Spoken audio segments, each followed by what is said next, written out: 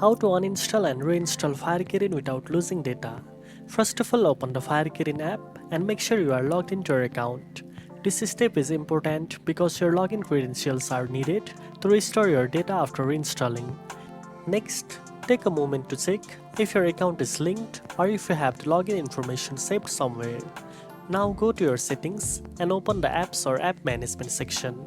Find the Fire Kirin app in the list and tap on it.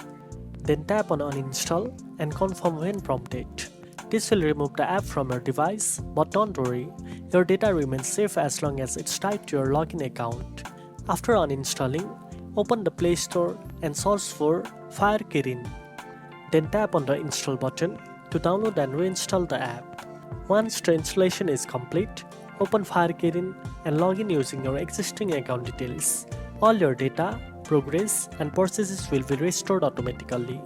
Now you know how to uninstall and reinstall Fire Kirin without losing data. If you found this video helpful, don't forget to like, share, and subscribe for more gaming tips. Thanks for watching, and I'll see you in the next one.